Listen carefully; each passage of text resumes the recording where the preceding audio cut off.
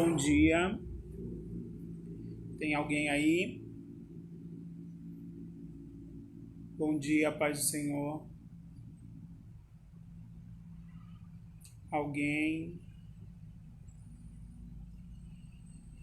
Entrou alguém. Dá um oi aí, por favor. 2 pessoas assistindo. 3. Bom dia, pastora Kelsey. Bom dia, Ariane. Tava com um probleminha aqui na internet. Bom dia, Iracema. Tô vendo aí a Iracema. Deus abençoe a todos. Bom dia. Bom, vamos dar início a mais uma EBD por aqui, por este canal. Bom dia, Marina, tudo bem?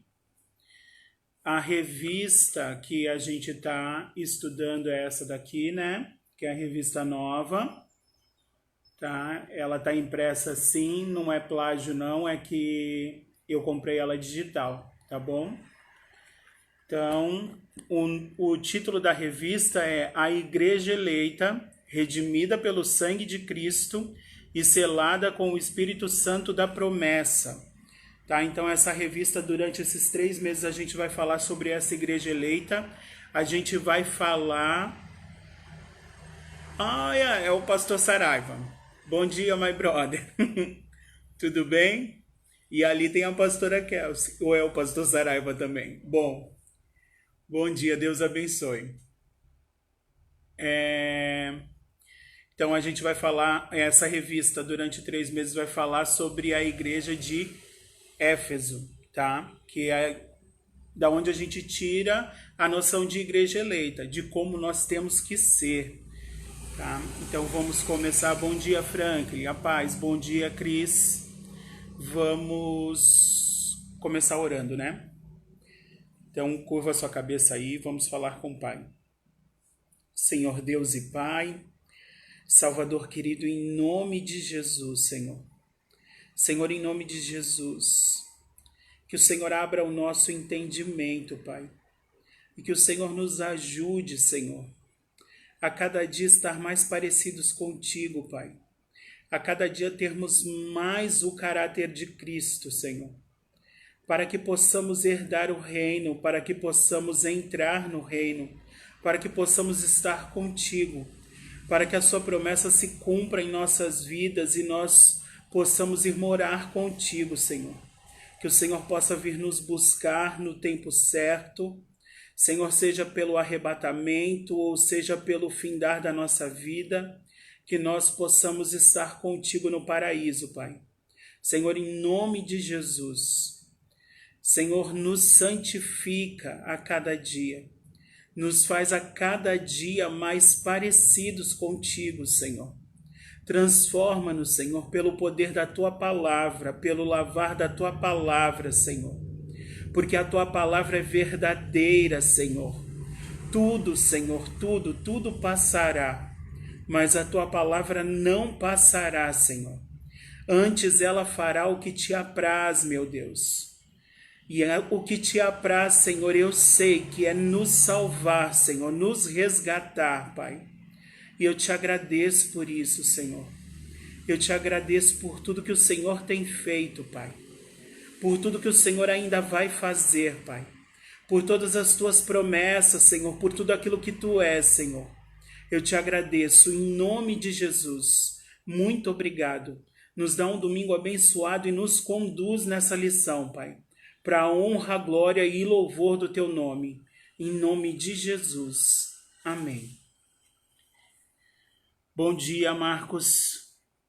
Deus abençoe a todos. Basta cada dia o seu mal, né? E cada dia é um aprendizado novo e essa semana foi uma semana de muitas reflexões.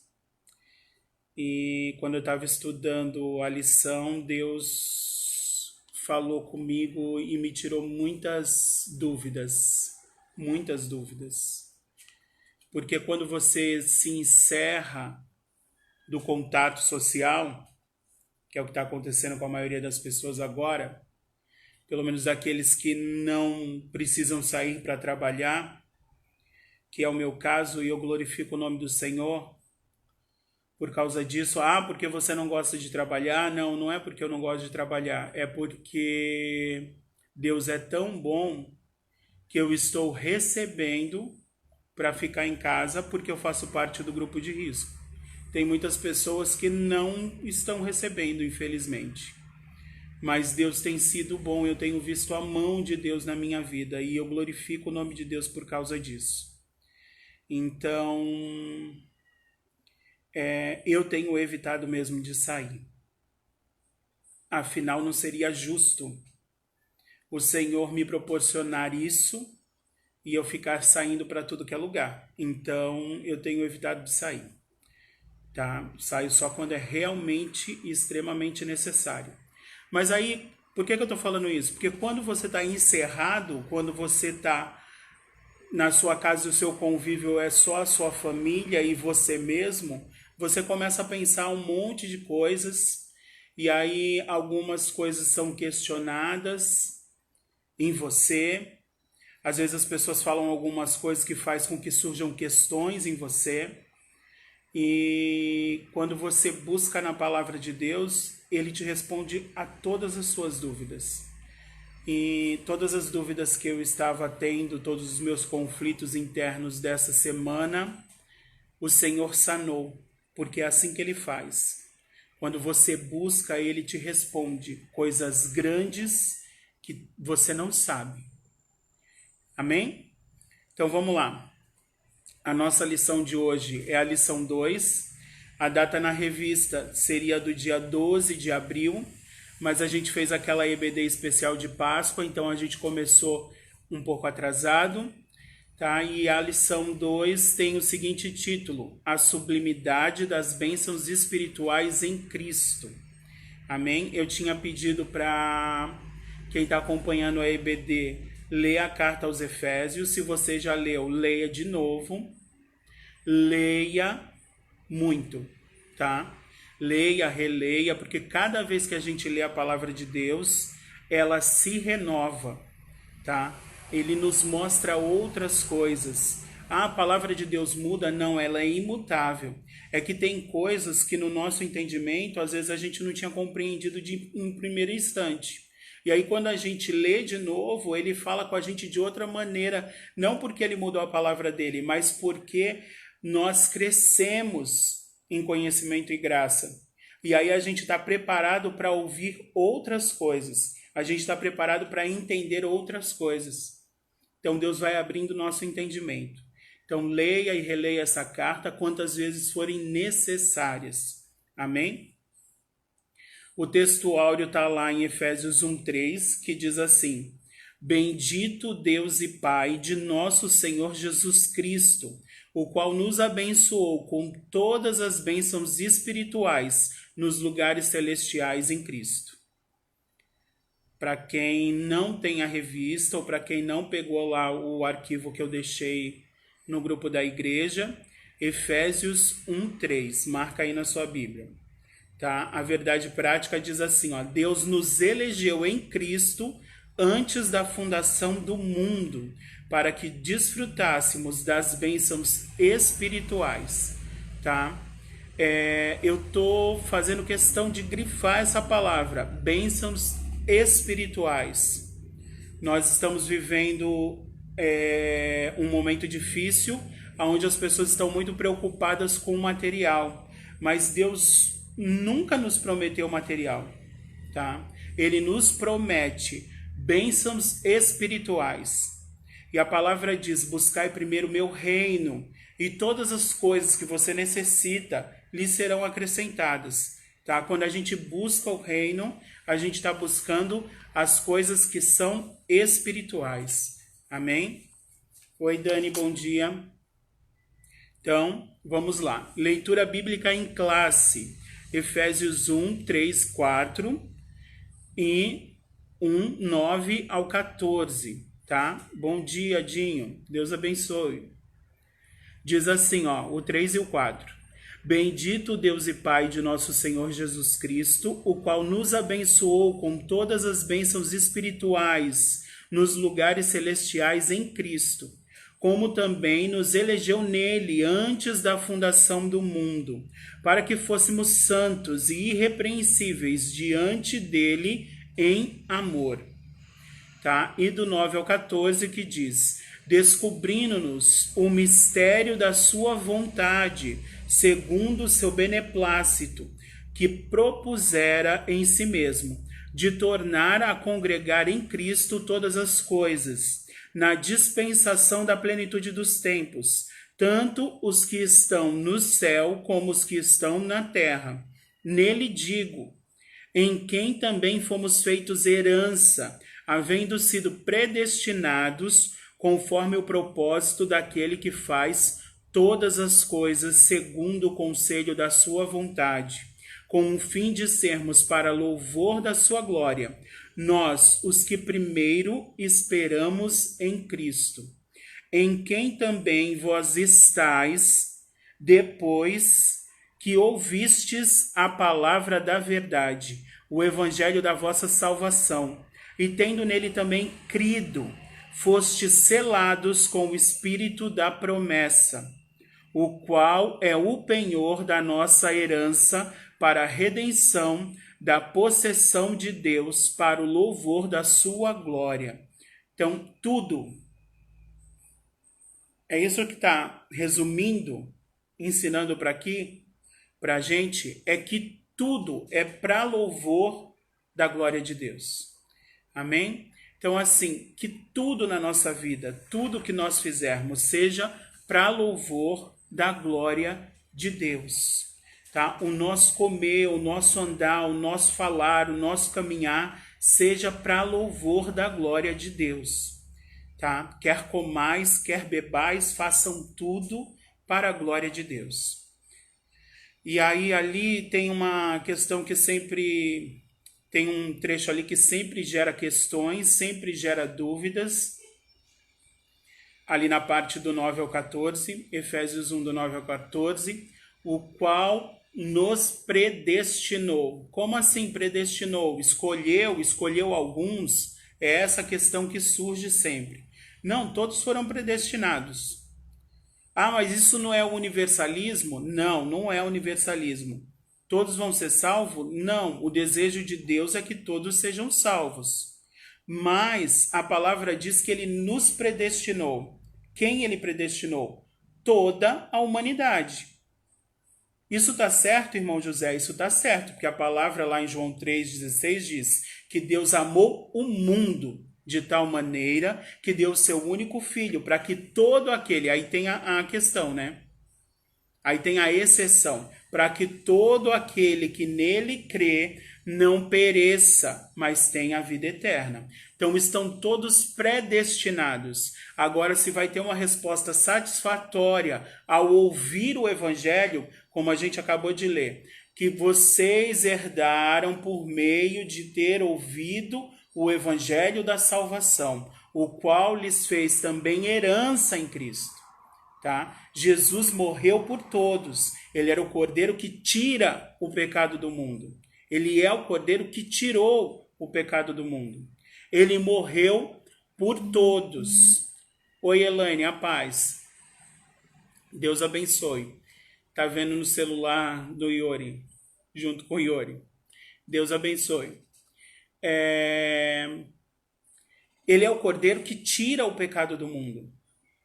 Então, quando ele tira o pecado do mundo, ele tira o pecado para todos. Ele predestina todos, tá? Todos são predestinados. Ele pagou por todos na cruz. Ele não pagou só pelos cristãos. Ele não pagou só pelos judeus. Ele pagou para todos. A gente vai ver isso mais adiante. Foi para todos. A questão é, qual vai ser a minha resposta quando eu ouço o evangelho? A minha resposta é positiva quando eu ouço o evangelho? Bom dia, pastor João e pastora Leila. A minha resposta é positiva ou a minha resposta é negativa? Porque as pessoas podem ir pregar o evangelho para você e você não aceitar.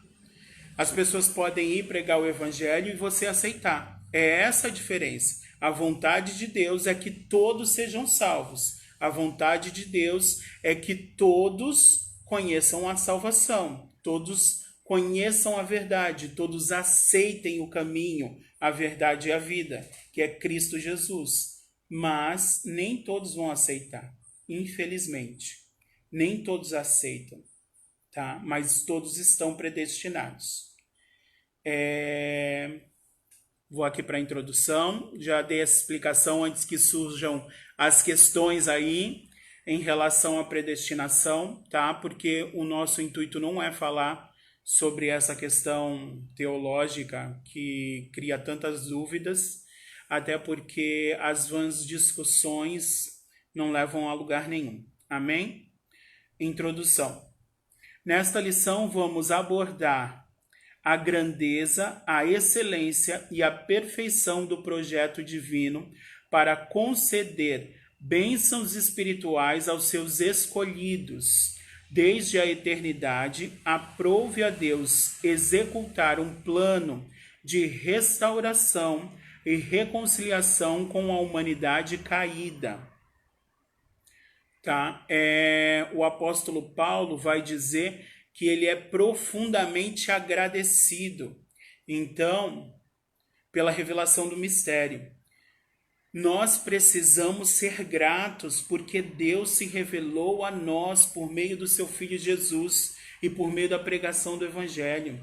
Nós precisamos ser gratos porque quando nós somos gratos, nós estamos reconhecendo que não foi nada por nosso mérito, foi tudo um favor imerecido, foi tudo de graça. Amém? Então, o primeiro tópico aqui é a nova posição em Cristo, tá?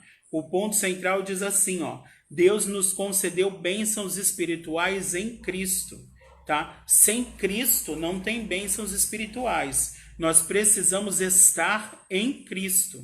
Se nós não estivermos em Cristo, não existe bênçãos espirituais, tá? Só existe bênçãos espirituais em Cristo.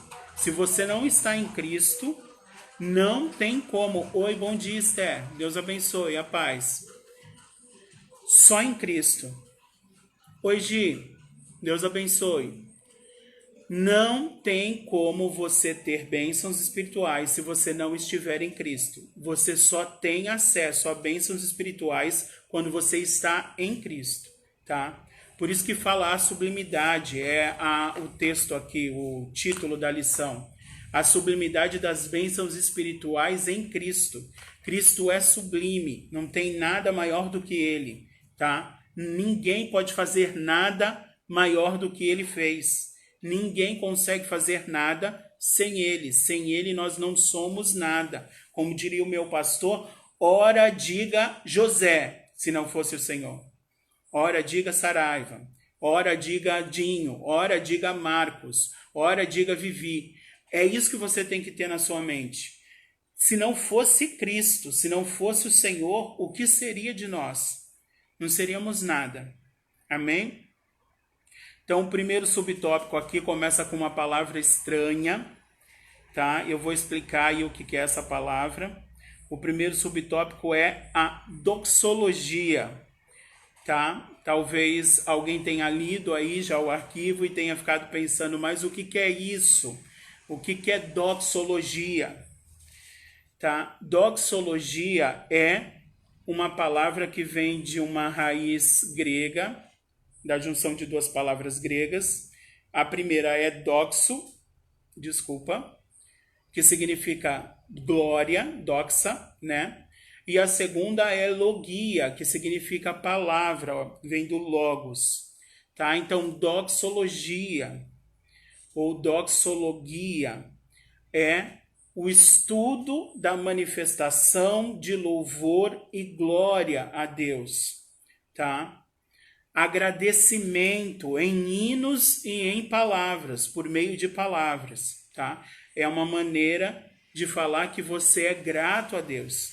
E tem vários textos bíblicos que são doxologias. Tem vários textos bíblicos que são um estudo da glória de Deus por meio da manifestação e palavras, tá?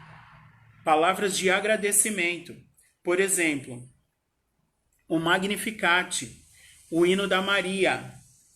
Lá quando ela vai cumprimentar Isabel, e aí Isabel diz que a criança no ventre dela foi cheia do Espírito Santo, porque viu a mãe do Senhor, e aí a Maria pega e entoa um cântico, que todo mundo conhece como o Magnificat, que é o Cântico de Maria, que diz: a minha alma engrandece ao Senhor e o meu espírito exalta em Deus, meu Salvador. Ela está glorificando a Deus por meio de palavras. Então, essa glorificação de Deus por meio de palavras, ela é uma doxologia, e a Bíblia está cheia de doxologias, tá? E nós precisamos, na nossa vida, estar cheios dessa doxologia. Amém? Nós precisamos estar cheios dessas palavras que glorificam, que exaltam o nome de Deus e que louvam ao Senhor. Amém? Então, Paulo começa dizendo que a igreja eleita, ela é aquela que glorifica o Senhor, tá? Nós precisamos glorificar ao Senhor, nós precisamos adorar ao Senhor, nós precisamos render louvores ao Senhor. É isso que ele está dizendo. Não existe igreja eleita. Seja engrandecido o Senhor. Não existe igreja eleita que não glorifique, não louve, não adore o nome do Senhor. A paz do Senhor, Cid. Deus abençoe. Bom, por que tudo isso? Porque Romanos 3:23 vai dizer o quê? Que todos pecaram e estão destituídos da glória de Deus. Mas Romanos 6:23 diz que o salário do pecado é a morte, mas o dom gracioso de Deus é a vida. Então, quando a gente está em Cristo, nós recebemos esse dom gracioso de Deus. E nós temos que glorificar e ser agradecidos e ser gratos a Ele por conta disso. E como que nós fazemos isso? Nós fazemos isso por meio do nosso louvor, por meio da nossa adoração, tá?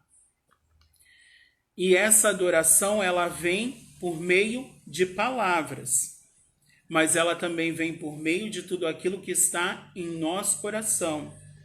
Porque a Bíblia vai dizer que a boca fala do que o coração está cheio. Mas o coração está cheio do quê? Está cheio de agradecimento, está cheio de louvor, está cheio de adoração a Deus? Ou o coração está cheio de intenções? Primeiramente, o coração está cheio de intenções. Quais são as intenções desse coração? A boca vai falar do que o coração está cheio. Está cheio de que intenção? Intenção de reconhecimento? Intenção de verdadeira adoração a Deus? Eu não tenho como saber o que está no coração dos outros. Eu tenho como saber o que está no meu coração. Tudo aquilo que tem fôlego louve ao Senhor. Jesus vai dizer assim, citando o profeta Isaías: esse povo me honra com os lábios, mas o seu coração está longe de mim. Então não julgue o livro pela capa, não julgue o livro pelas suas belas palavras, julgue o livro pelas suas atitudes, pelo seu fruto. Qual é o fruto desse livro? Qual é o fruto dessa pessoa? Tá? Os frutos falam muito mais do caráter da pessoa do que as suas palavras. As suas palavras estão repletas da intenção do coração. A boca fala do que o coração está cheio. O coração está cheio de intenções. Qual é a intenção desse coração? Nós precisamos começar a olhar mais para os frutos e menos para as palavras. Aquilo que eu peguei para mim, que eu ouvi de um pastor chamado Aguinaldo Betti, é uma bênção. Eu não conheço pessoalmente, mas que ele diz assim, nós precisamos pregar primeiro aos olhos, pregar primeiro com as nossas atitudes, para depois pregar aos ouvidos. para depois pregar com as nossas palavras, tá? Para que as pessoas não julguem que o nosso Cristo não transforma. Porque se você prega muitas palavras, muito por palavras e não tem atitude, a sua fé é morta. E a sua fé morta, ao invés de vivificar a vida das pessoas, ela vai matar a vida das pessoas. Porque as pessoas vão olhar para você e vão falar assim: esse Cristo não transforma, essa pessoa não muda. Então nós precisamos pregar aos olhos com as nossas atitudes, muito mais aos olhos do que aos ouvidos. Jesus em João 4 vai dizer para aquela mulher samaritana: Deus procura verdadeiros adoradores. Tá? Aí tem gente que vai falar assim: mas o irmão lá não tem tantas atitudes assim boas, mas Deus é na vida dele. Quando ele abre a boca e ele começa a pregar, as pessoas se convencem do pecado, da justiça e do juízo. Não é ele que convence. Primeira questão. Quem convence é o Espírito Santo. O papel dele é abrir a boca e pregar.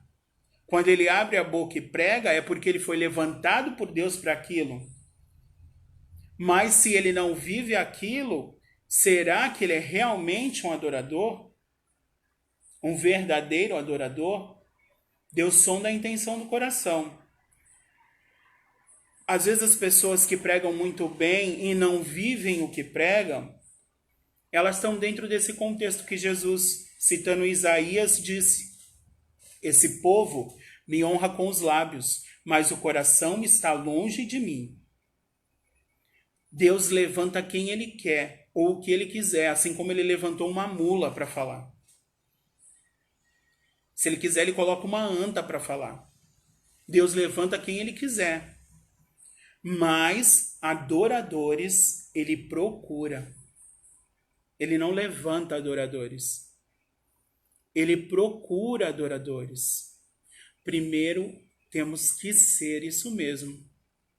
Primeiro, nós temos que ser. Não tem como eu fazer as coisas sem eu ser. Primeiro, eu tenho que ser. Deus levanta quem ele quer. Ele usa quem ele quiser. Mas adoradores ele procura. Será que ele tem encontrado um adorador na minha vida? Será que ele tem encontrado um adorador na sua vida? Ele procura adoradores.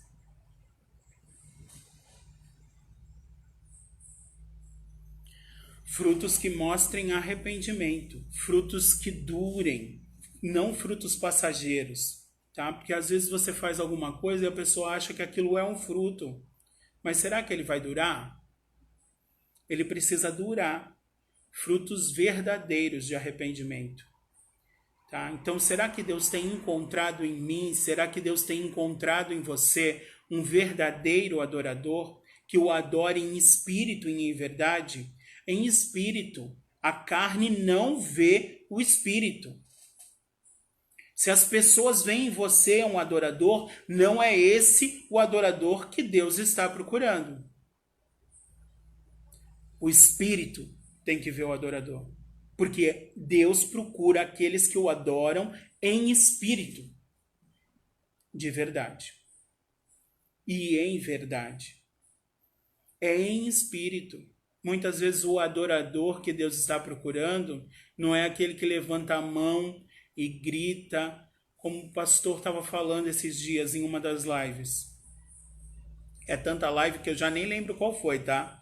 Mas assim, uma das lives o pastor falou, às vezes a pessoa está cheia do Espírito Santo, eu acho que foi no último culto, não, no culto dos homens, está cheia do Espírito Santo, mas não está pulando, não está rodando, não está falando em línguas, não está sapateando, não está fazendo nada, mas está cheia do Espírito Santo. Não quer dizer que ela não é cheia do Espírito Santo. As pessoas também são cheias do Espírito Santo quando elas estão quietinhas na dela.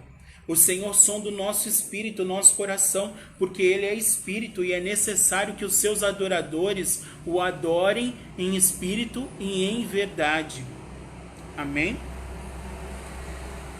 Agora, a gente falou um pouquinho aqui sobre adoração.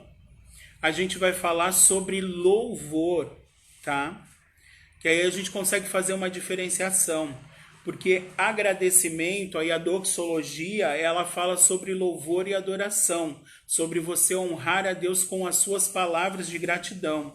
Então, Salmo 103:7, para quem está com a Bíblia aí, se você puder pegar lá no Salmo 103, o versículo 7, diz assim, ó: fez o Senhor notório os seus caminhos a Moisés. Então, ele fez notório a Moisés os seus caminhos. Ou seja, Moisés conheceu os caminhos do Senhor. Moisés conheceu o coração de Deus. Isso é adoração. Adorar a Deus pelaquilo que ele é, não pelaquilo que ele faz. Quando nós adoramos a Deus pelaquilo que ele é, tá? E aí, seguindo aí o versículo, vai dizer assim: e os seus feitos aos filhos de Israel. Então, Israel não conheceu o caminho do Senhor. Quem conheceu o caminho do Senhor foi Moisés. Quem conheceu o coração do Senhor foi Moisés. Isso fala de adoração. Adorar a Deus pelaquilo que ele é. Israel conheceu os seus feitos primeiramente. Israel conheceu as mãos do Senhor.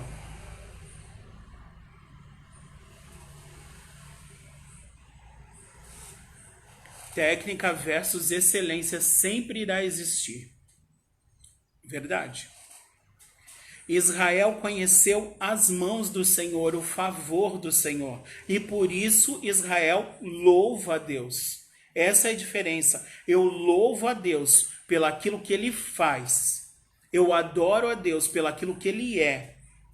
Quando eu adoro e louvo ao Senhor, é porque eu tenho uma intimidade com ele, eu tenho um relacionamento com ele. Eu conheço os seus caminhos, eu conheço o seu coração. Quando eu louvo a Deus pelaquilo que ele faz, pelo seu favor. Então, que a gente possa diferenciar hoje, que isso possa ficar na nossa vida. Toda vez que eu falar sobre alguma coisa que Deus fez na minha vida, eu estou louvando ao Senhor. Todas as vezes que eu falar sobre o que Deus é, eu estou adorando ao Senhor. Essa é a diferença. Louvor é quando eu falo, quando eu glorifico, quando eu agradeço pelaquilo que Deus fez. Adoração é quando eu falo, quando eu glorifico, quando eu agradeço pelaquilo que Deus é, tá? Marca aí esse versículo, que esse versículo é importantíssimo para a gente lembrar a diferença entre louvor e adoração. Salmo 103:7. Amém? Vamos lá para o nosso segundo tópico. Antes de ler aqui o segundo tópico, eu vou ler aqui o que está na revista, ó. Que eu já falei e acabei não lendo nada. Diz assim, ó: a doxologia, após expor os versículos de abertura da epístola que a gente viu na semana passada, o apóstolo Paulo apresenta uma sequência de textos que se caracteriza pela verdadeira adoração e bondade ativa de Deus, tá? Do 3 ao 14. E na maioria deles ele diz: bendito o Deus e Pai do nosso Senhor. E aí ele termina sempre falando: para louvor da sua glória.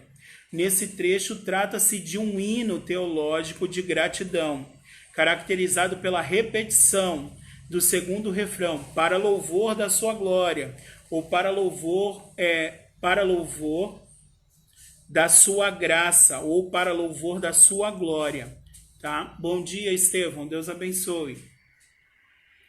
Então, nós precisamos, isso mesmo, Melissa, adoração, não. Peraí, Melissa. Adoração é reconhecimento daquilo que ele é. Louvor é reconhecimento daquilo que ele faz, tá? Salmo 103. Fez notório os seus caminhos a Moisés, tá? Ele fez a Moisés. Adoração é aquilo que ele é. Moisés conheceu seus caminhos, Moisés conheceu seu coração, tá? E a continuação do versículo. E os seus feitos aos filhos de Israel. Então, os feitos é o que faz a gente louvar a Deus. Adoração é aquilo pelo que ele é, tá? Então, adoração é o reconhecimento daquilo que ele fez, que ele já é. Ele fez porque ele é, tá? Não daquilo que ele faz. Aquilo que ele faz é o favor, que muitas vezes a gente não merece. A gente nunca merece, não é muitas vezes. Amém? Segundo ponto aí, as bênçãos espirituais. Então, Deuteronômio 28:2, marca aí que isso não está na revista.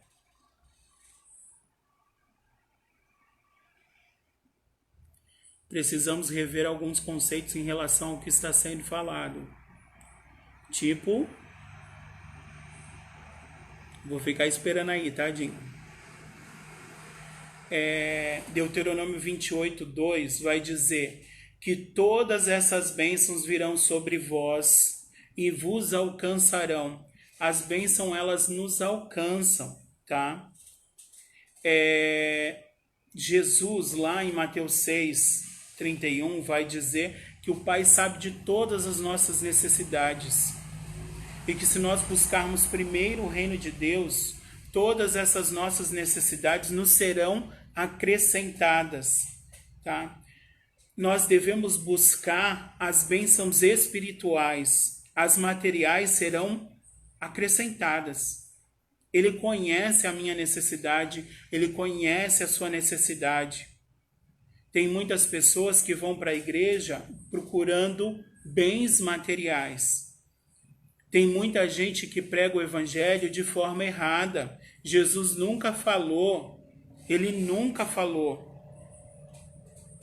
Isso é um fato, gente. Você pode procurar a Bíblia inteira. Ele nunca falou que você teria um carro do ano, que você teria um apartamento chique, que você teria o melhor emprego, que você ganharia rios de dinheiro, que você teria a melhor saúde do planeta. Ele não falou isso. Muito pelo contrário, ele disse: no mundo vocês terão aflições, mas tenham bom ânimo, porque eu venci o mundo. Ainda que você não tenha o carro do ano, ainda que você tenha que andar a pé, de ônibus, de bicicleta, de VLT, ainda que você tenha que andar de lotação, que está demorando um tempão para passar agora. Já demorava antes, agora com a pandemia demora mais ainda. Ainda que você passe por todas essas coisas que não são agradáveis ao seu físico, à sua carne, tenha bom ânimo, é isso que ele fala. Tá? Em nenhum momento ele promete coisas, mas tem muitos lugares que estão pregando um evangelho de coisas, quando Jesus está preocupado com a minha e com a sua salvação. Jesus não veio para a terra para nos dar bens materiais, para fazer com que a nossa vida fosse muito, muito, muito boa aqui. Ele veio para a terra para que a gente tivesse uma vida muito, muito boa lá, na eternidade. A gente já começa a viver isso aqui, porque a gente sente que tudo isso é passageiro. Não porque, tudo é maravilhoso, tá? Não, nada é maravilhoso o tempo todo. As pessoas têm momentos bons e momentos ruins, e isso é o normal da vida. Tá? Nós precisamos servi-lo pelo aquilo que ele é, não pelo que ele pode nos dar. Nós precisamos buscar primeiro os seus pés e não as suas mãos. As mãos do Senhor estão estendidas para nos abençoar. Elas estão estendidas e elas nos dão aquilo que nós necessitamos. Mas nós não precisamos buscar aquilo que nós necessitamos. Nós precisamos buscar as coisas espirituais. Nós precisamos buscar as bênçãos espirituais. Porque quando nós buscamos as bênçãos espirituais, nós estamos buscando o reino de Deus. Buscai primeiro o meu reino e a sua justiça, e todas essas coisas vos serão acrescentadas. Amém? Aqui no segundo subtópico aqui diz assim, ó, quais são essas bênçãos? Aqui fala sobre algumas bênçãos espirituais. Diz assim, ó, Deus nos elegeu para sermos santos, predestinou-nos para sermos filhos, nos fez agradáveis para si, remiu-nos por meio do sangue de Cristo, acolheu-nos por sua vontade redentória, revelou-nos a palavra da verdade, selou-nos com o Espírito Santo da promessa e ainda garantiu a validade da promessa. Essas são só algumas das bênçãos espirituais que o Senhor nos concede, tá? E por essas bênçãos espirituais, nós precisamos ser gratos. É isso que a Epístola aos Efésios começa falando, sobre gratidão. Crente é grato a Deus.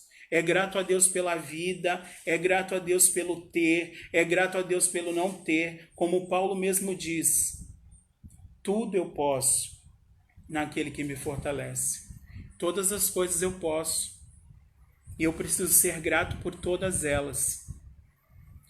Para finalizar aqui, ó, e essas bênçãos nos conduzem a exclamar, nos conduzem à doxologia, nos conduzem a falar bem do Senhor, a exclamar como Paulo, bendito seja Deus, bendito é o Senhor dos exércitos.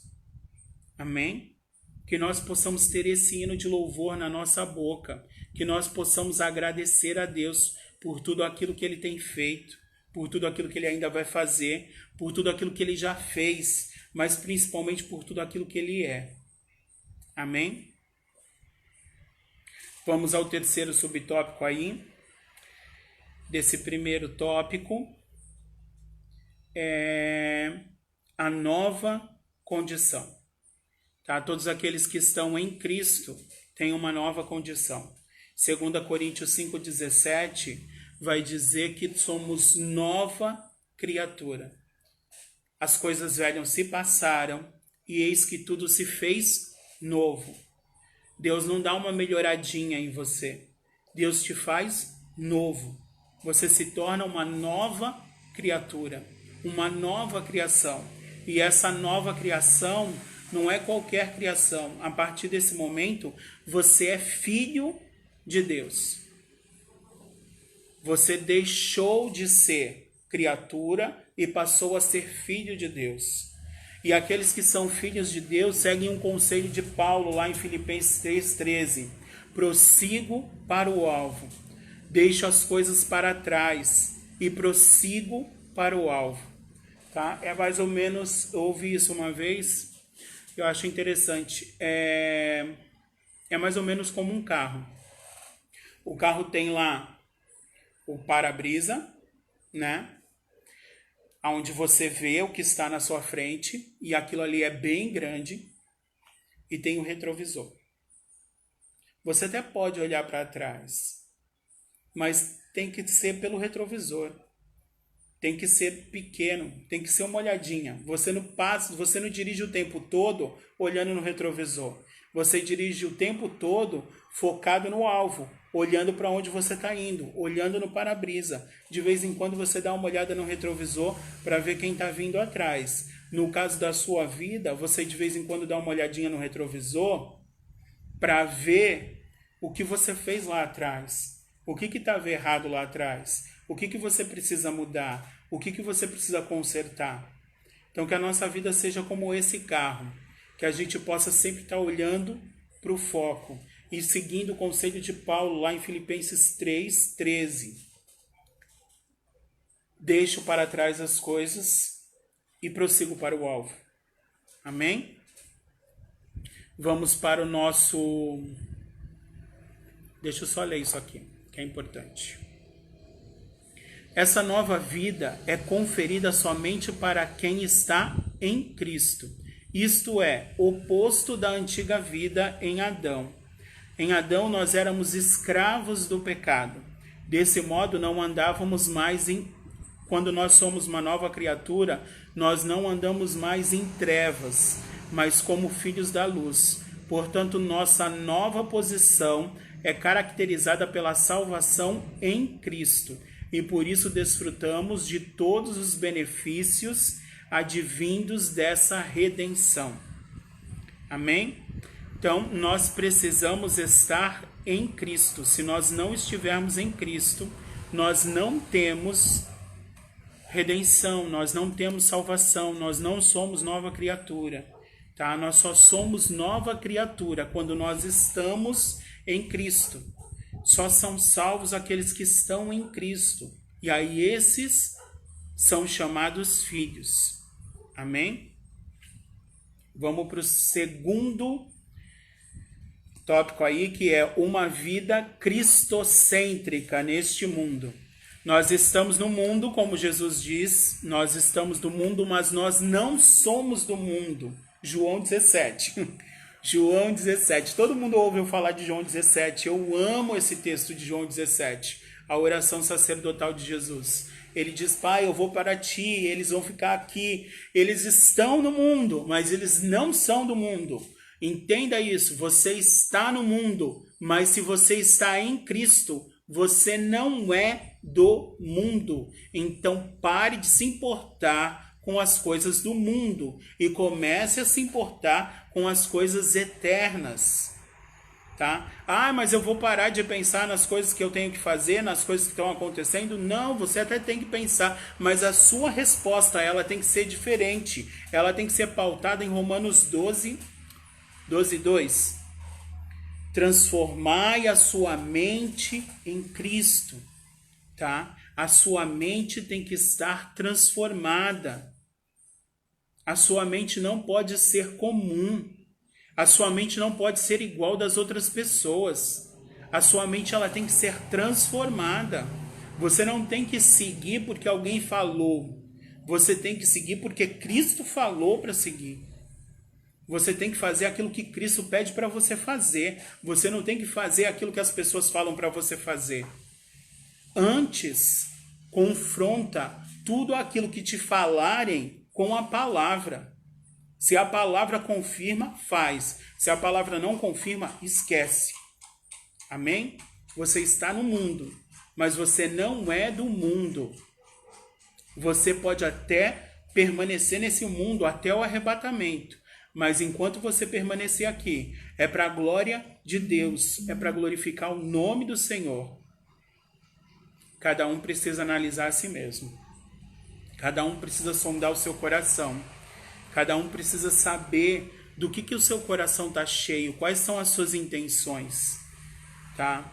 Embora o pecado tenha adentrado ao mundo, Deus projetou a primazia de Cristo na remissão dos pecadores e na restauração de todas as coisas para louvor de sua glória.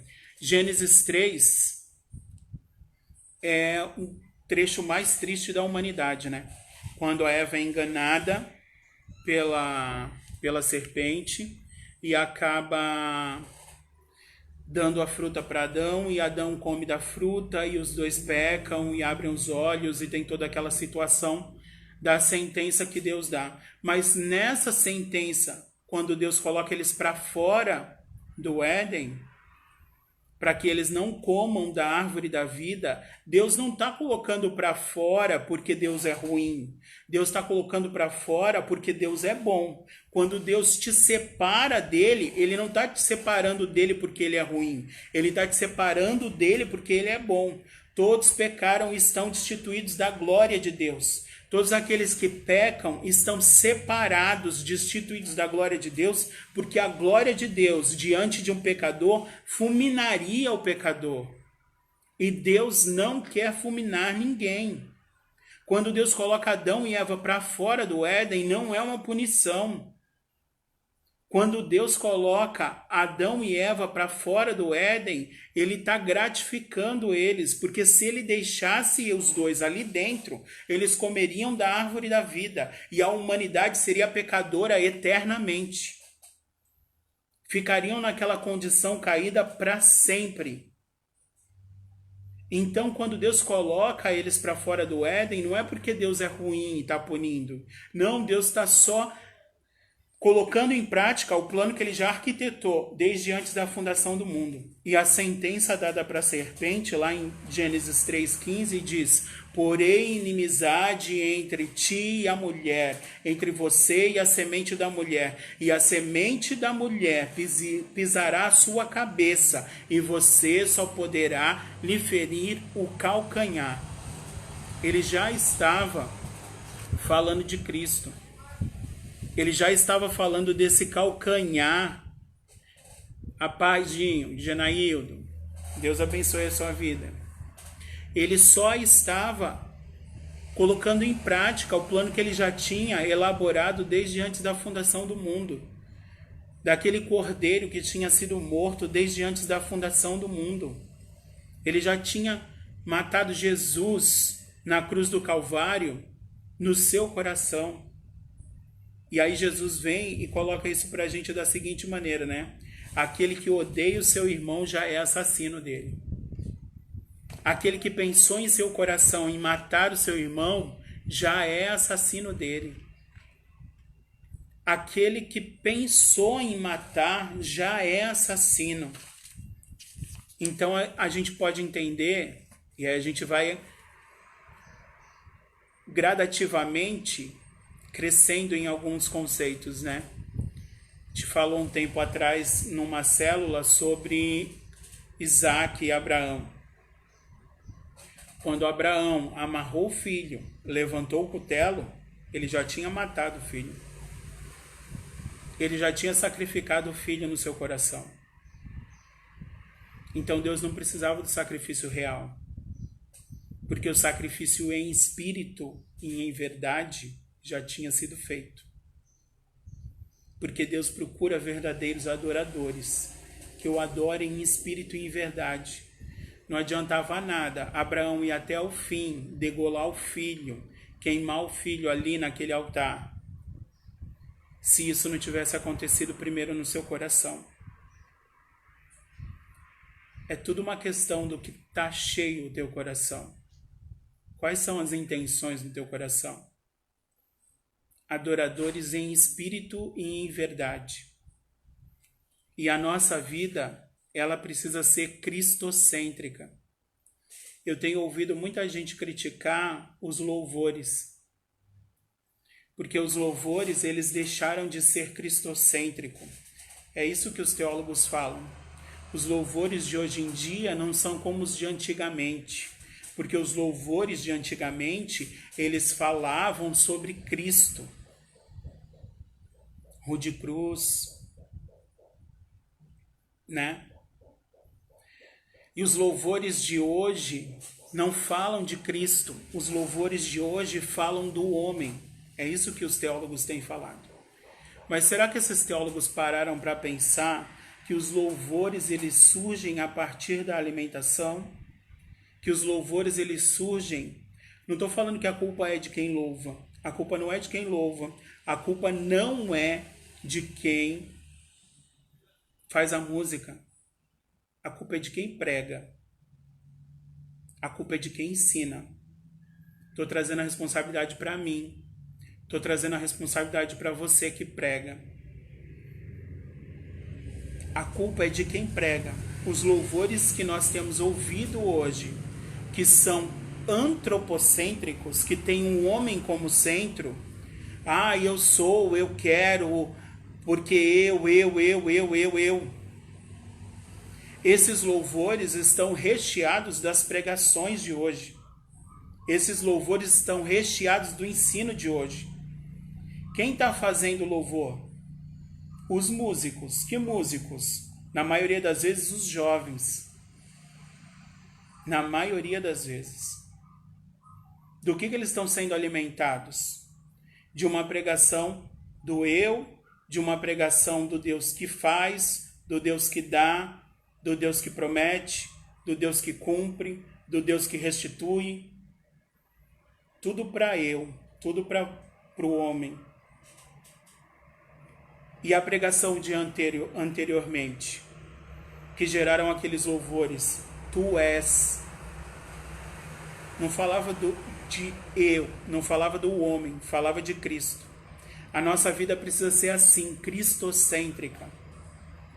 A nossa vida precisa ter Cristo no centro. O nosso louvor e a nossa adoração precisa estar em Cristo.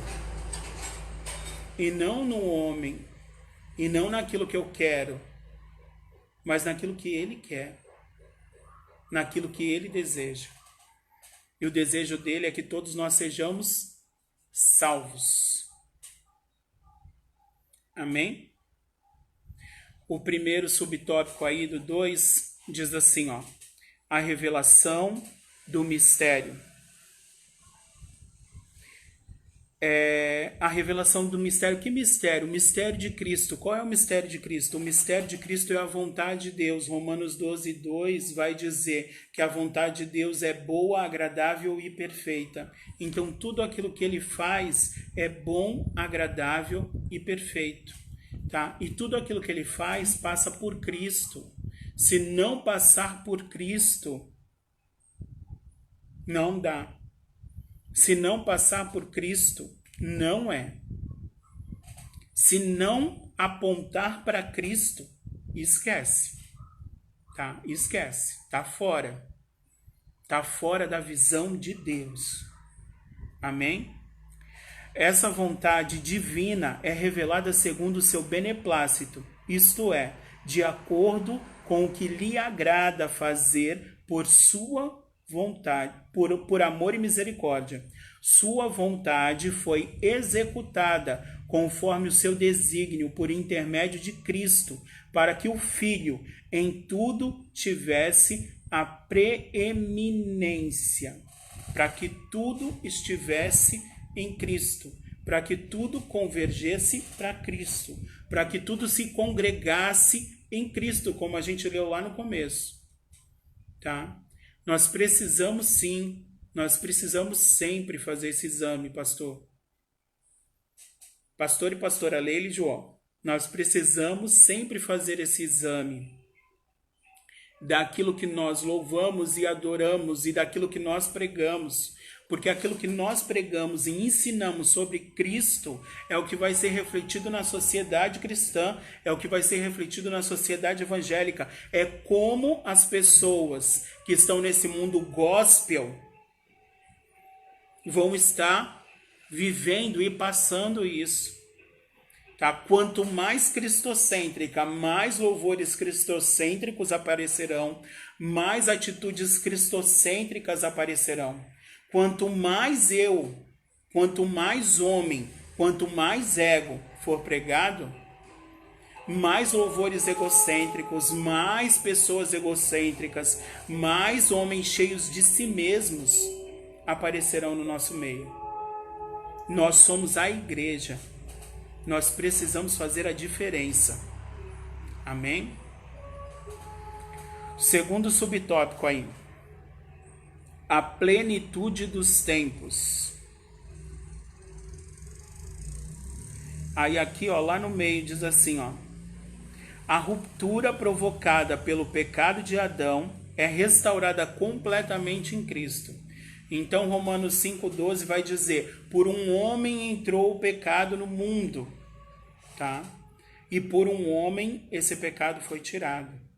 1 Coríntios 15:45 diz que em Adão nós fomos feitos alma vivente, mas em Cristo nós fomos feitos espírito vivificante. Adão tinha uma alma vivente, mas Cristo tem um espírito que traz vida, que vivifica. A alma de Adão estava morta, porque ela caiu. A alma de Adão, que era vivente, estava caída, estava morta. E aí vem Cristo, que é o segundo Adão, e faz com que tudo isso seja regenerado e ganhe vida. Ele tem um espírito vivificante. O segundo Adão é um espírito vivificante. Quando você crê nele, o espírito dele vem habitar em você, sela você, marca você. E quando esse espírito te marca, quando esse espírito te sela, ele te vivifica. Amém?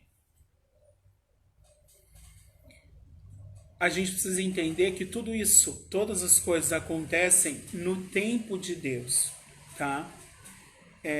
Continuando aí o segundo subtópico do 2, diz assim, ó: a dispensação ou administração desse plano será na plenitude dos tempos, tá? Qual é essa plenitude dos tempos? É o tempo de Deus, é o tempo de Deus, o tempo do Senhor, tá? Qual é esse tempo do Senhor? Quando tudo está certinho, segundo a vontade dele, que é boa, agradável e perfeita, aí as coisas acontecem. Tudo que está fora do tempo de Deus não é bênção. Parece ser, mas não é. Tudo que está dentro do tempo de Deus é bênção e não acrescenta dor. Amém? Se está acrescentando dor, ó, chuta que é laço, como diz o pastor Saraiva. Chuta que é laço. Se está acrescentando dor, chuta que é laço, tá? Toda a bênção de Deus. A paz, Sônia, tudo bem? Deus abençoe. Se está acrescentando dor, não está no tempo de Deus. O tempo de Deus é diferente do tempo do homem. O tempo de Deus é o tempo Kairos, não o tempo Cronos. O tempo Cronos é o tempo do homem, tá? Efésios 1:10 vai falar sobre isso. A palavra plenitude dos tempos aqui diz que essa plenitude, esse tempo, se a gente for para o original grego, vai estar lá Kairos, está dizendo que esse tempo não é o tempo do homem, que essa plenitude dos tempos não é a plenitude do tempo do homem, é a plenitude do tempo de Deus, tá? E a plenitude do tempo de Deus, ela é boa, perfeita e agradável, porque a vontade de Deus é sempre boa, perfeita e agradável. O sábio vai dizer lá em Eclesiastes 3, há um tempo para todas as coisas. Amém? Kairos se refere ao tempo divino previamente determinado para que todas as coisas estejam sob o domínio de Cristo. Atos 1:7. Tá? Então Deus determinou um tempo certo para que todas as coisas estejam sob o domínio de Cristo. Às vezes a gente está pensando, quando é que tudo isso vai passar? Todas essas situações ruins no planeta. Quando chegar a plenitude dos tempos. Nossa, mas está demorando. Não está demorando, porque Deus não se atrasa. Não está demorando porque Ele age no momento certo, na hora certa. E quando é no tempo de Deus, é bênção e não acrescenta dor. Amém? Terceiro subtópico aí da lição, desse segundo tópico, louvor da sua glória. O apóstolo enfatiza que as bênçãos são destinadas aos crentes, judeus e gentios, ou seja, à igreja. Efésios 2,14 vai dizer: porque ele é a nossa paz, o qual de ambos os povos fez um, derrubando a parede da separação. Tá? Então, assim, Jesus veio e fez de ambos os povos, judeus e gentios, um único povo, que é a igreja. Ele derrubou a parede da separação. Ele derrubou essa parede. E para essa igreja, as bênçãos estão destinadas. Elas estão destinadas somente para os judeus? Não. As bênçãos que estavam destinadas para os judeus, agora também estão disponíveis para você, quando você está em Cristo. O ponto principal é estar em Cristo. Se você não estiver em Cristo, nada disso acontece. Se você não estiver em Cristo, você não é uma nova criação. Se você não estiver em Cristo, as bênçãos não te seguem. Se você não estiver em Cristo, nada acontece na sua vida. As coisas só acontecem mediante a vontade de Deus, boa, perfeita e agradável, quando você está em Cristo. Amém? Quando você é igreja. Isso tanto para judeus como para gentios. Mas eu conheço um monte de judeu que é tão abençoado quanto qualquer um outro. Você também conhece um monte de ímpio que é tão abençoado quanto qualquer um outro, porque o sol nasce para justos e injustos. E Deus não volta atrás na sua palavra. Quando ele disse para os judeus que abençoaria eles, ele não vai voltar na sua palavra. Ainda que eles ainda não tenham conhecido a Cristo, eles são abençoados assim mesmo, porque Deus não volta atrás naquilo que ele fala. Então, quando Deus promete uma coisa, ele cumpre. Deus não é homem para que minta, nem filho do homem para que se arrependa. Então, mesmo que os judeus ainda não conheçam, alguns judeus ainda não conheçam ao Cristo, a Jesus, eles continuam sendo abençoados sim, porque eles são um povo eleito, o povo da promessa. Eles são o povo escolhido de Deus. E os gentios foram enxertados na videira. Jesus derrubou a parede da separação e colocou todo mundo no mesmo pacote. E esse pacote se chama igreja, tá? E você é igreja. E por causa disso você é abençoado. Amém? Por conseguinte, tudo que somos, fazemos ou possuímos vem de Deus, pois começa na sua vontade e culmina na sua glória. Tudo aquilo que nós fazemos tem que ser para a glória de Deus. Tudo aquilo que nós fazemos tem que começar na vontade de Deus e terminar na glória de Deus.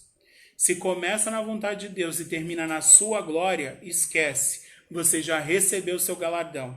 É o que a palavra vai dizer, não sou eu que estou dizendo. Você já recebeu o seu galardão. Jesus mesmo diz isso. Aqueles homens que oravam em pé nas esquinas e eram fervorosos e tal, Jesus vai olhar para eles e vai falar assim: entra no teu quarto em secreto, ele fala para os discípulos, e ora em secreto, e o teu pai que te vê em secreto te recompensará e te exaltará publicamente. Aqueles que se humilham são exaltados, aqueles que se exaltam serão humilhados, é o que a palavra diz. Aqueles que se exaltam, aqueles que já recebem um galardão aqui, não tem por que receber um outro galardão. Já receberam um galardão pelos seus feitos. Então pare de se preocupar com aquilo que você vai receber dos homens e comece a se preocupar com aquilo que você vai receber de Deus. Amém? Vamos para o nosso terceiro tópico, que é o Espírito Santo, penhor da nossa herança. Tá? Então, esse aqui está dividido em 2 subtópicos. O primeiro é o selo do Espírito Santo e o segundo, o penhor da nossa herança. Então, vamos falar aí sobre o primeiro, que é o selo do Espírito Santo. Eu vou ler aqui o que diz a revista. Diz assim: aquele que ouve a palavra de Deus, o evangelho da salvação, e que por meio da fé se rende a Cristo, recebe o selo do Espírito Santo no momento da conversão. Tá? Então, todos aqueles que receberam a Cristo, que estão em Cristo, são feitos nova criatura e recebem o selo do Espírito Santo. João 16, 7 e 8 vai dizer que o Espírito nos convence do pecado, da justiça e do juízo. João 1,12 vai dizer que todos quanto receberam, lhes foi dado o direito de serem chamados filhos de Deus. Às vezes as pessoas acham que elas pregam o evangelho e porque elas pregaram o evangelho, elas converteram alguém. Não, ninguém converte ninguém. Quem converte a pessoa é o Espírito Santo da promessa, que convence do pecado, da justiça e do juízo. Tá? Quando a gente pensa, o Espírito Santo de Deus, a gente nem se atenta para uma coisa. A palavra santo significa separado. Tá? E o Espírito Santo de Deus é o Espírito separado. É um Espírito que está separado do mundo. É um Espírito que está separado de todas as coisas que não prestam. Tá? Então, se ele é separado, o que ele faz? Ele separa. É o Espírito que nos separa. Ele nos separa do mundo. Tá? É ele que nos convence. O homem pode pregar eloquentemente, o homem pode falar da forma mais bonita, o homem pode falar de uma forma que toque o coração de todo mundo. Talvez venha uma emoção, a pessoa chore e tal, mas ela não se converta. Porque o Espírito Santo tentou fazer a obra ali e a resposta dessa pessoa foi negativa. Foi aquilo que a gente falou no começo. Todos estão predestinados, porque Deus amou o mundo de tal maneira que deu o seu único Filho, para que todo aquele que nele crê não pereça, mas tenha vida eterna. Mas o Espírito Santo, quando ele convence do pecado, da justiça e do juízo, ele separa essa pessoa. Ele separa. Ah, você está dizendo que Deus não tem poder para convencer? Não, Deus tem poder para convencer. Mas ele não vai te obrigar. Como ele mesmo diz, Salmos, apresento-lhe hoje a bênção e a maldição. E aí ele passa a colinha. Escolhe, pois, a vida. Escolhe a bênção. A vida e a morte. A bênção e a maldição. A vida e a morte. E tenho contra ti como testemunha toda a natureza. Mas escolhe a vida. Ele passa a colinha, ó. Escolhe a vida. Escolhe o bem. Escolhe a bênção. Não escolhe a maldição, não. Mas ele não obriga ninguém a escolher a bênção. Ele não obriga ninguém a escolher a vida. Ele pede, tá voando tudo aqui. Ele pede para que as pessoas escolham a vida. Mas ele não vai obrigar ninguém a escolher nada. Então a gente precisa ter isso na nossa cabeça. O nosso Deus não é um Deus que obriga. O nosso Deus é um Deus de relacionamento. Tá? É um Deus que quer ter um relacionamento com o homem. Desde o princípio foi assim. Quando ele criou Adão, ele tinha um relacionamento com Adão. Todos os fins de tarde ele ia ter com Adão. E ele ficava ali com Adão, e Adão lhe contava como foi o seu dia, e ele falava coisas eternas para Adão. Mas Adão se separou.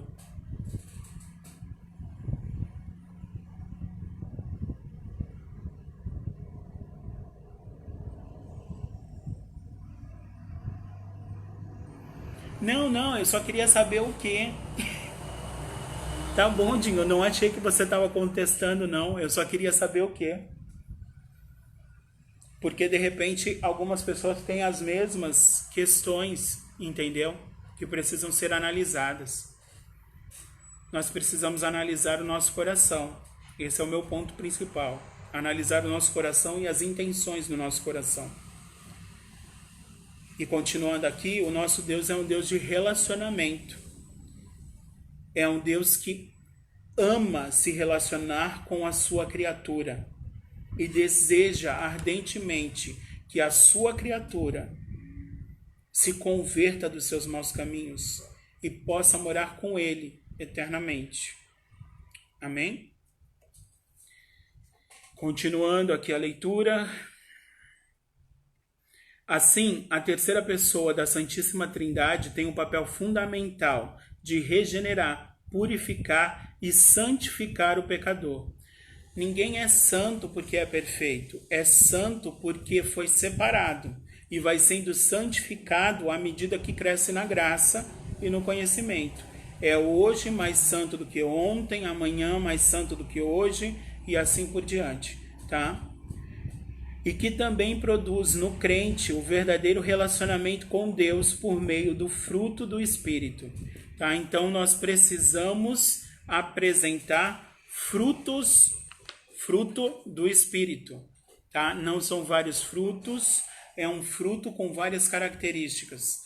Essas características precisam aparecer na nossa vida. E esse é o caráter de Cristo, o fruto do Espírito.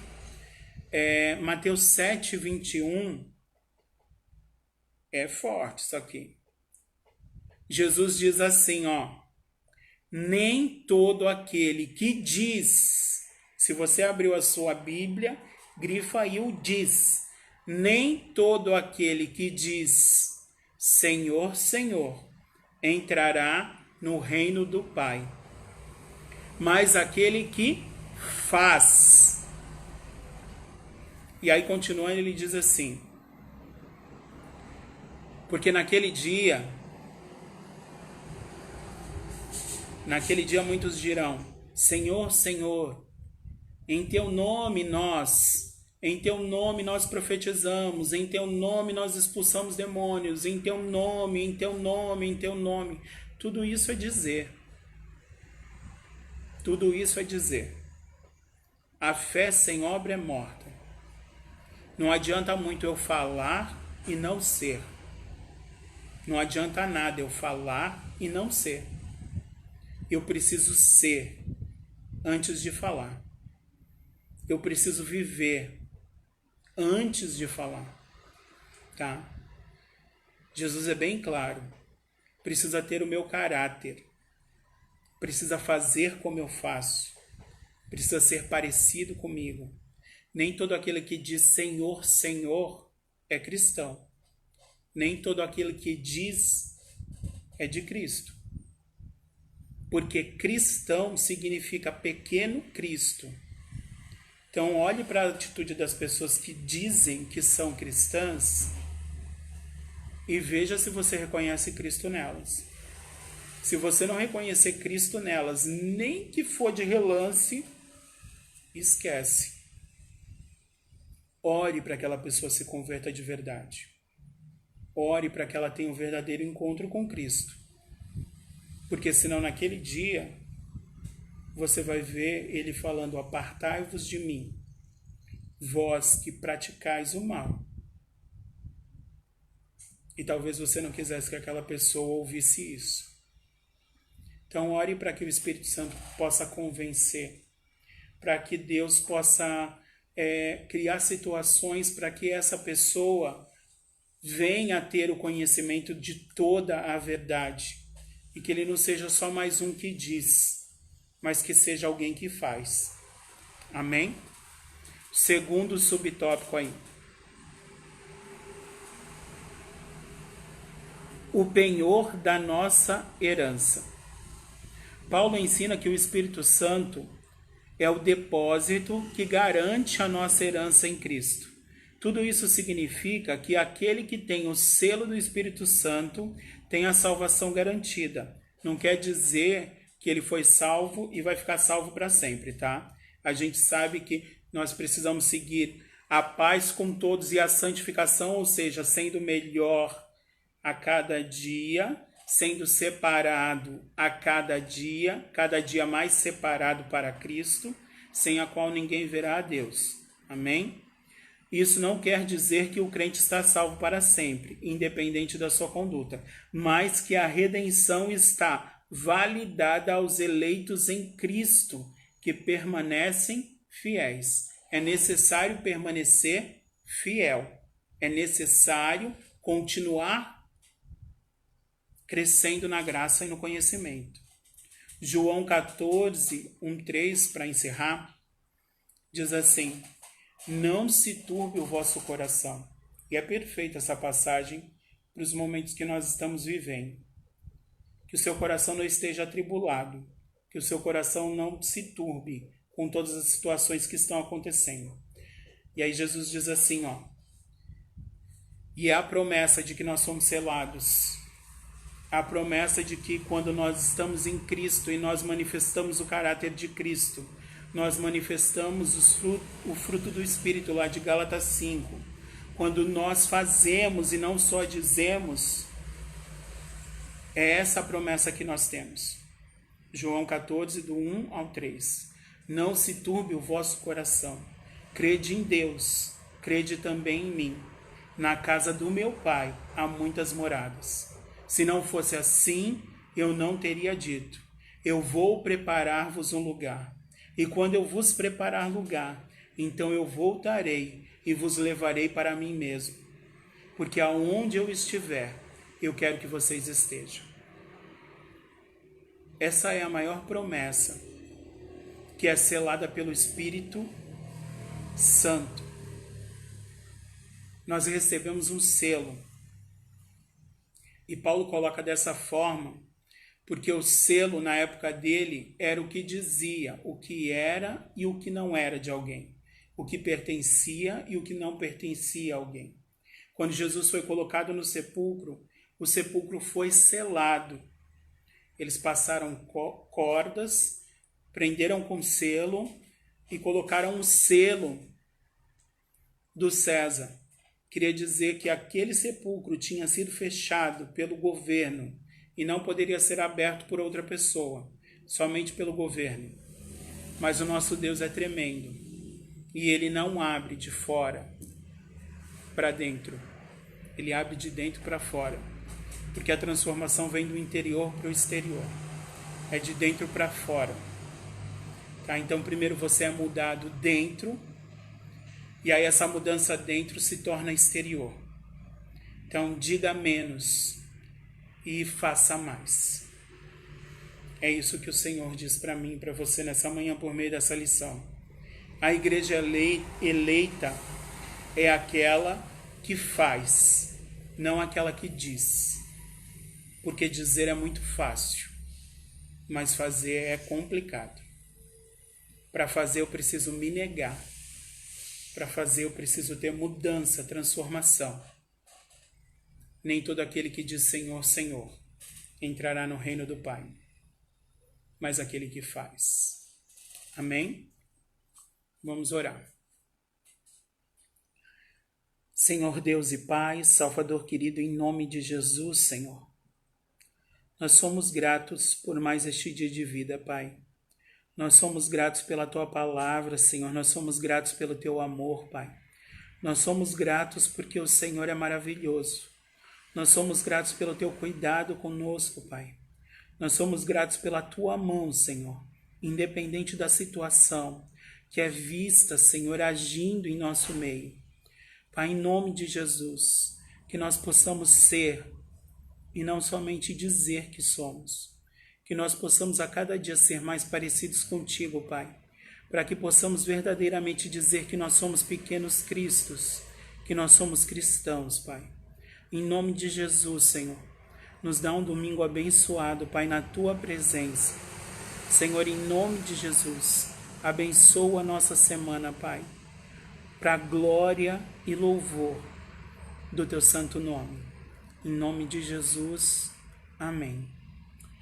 Mais tarde nós temos o nosso culto, às 6 horas da tarde. Tá? Todos são bem-vindos aqui nesse mesmo canal. Tá? E a nossa programação, por enquanto, ela está online, né? Em nome de Jesus, isso vai mudar logo. Mas, por enquanto, ela está online, então nós estamos fazendo toda a nossa programação por aqui, por essas lives no Face. E essa foi a nossa EBD. Às 6 horas da tarde nós temos o nosso culto da família. Na segunda-feira tem Jesus na Lagoa, na terça tem as células, na quarta tem as radaças, na quinta tem o nosso culto da vitória, na sexta o culto dos homens, no sábado a live de casais e no domingo a gente volta com a EBD. Amém? Então, até o culto, e eu te espero na próxima EBD também e em toda a nossa programação. Amém? Aproveite para ler aí, para fazer a leitura diária essa semana e não esqueça de ler a carta aos Efésios. Deus abençoe a todos, um bom domingo. Amém? Tchau, tchau.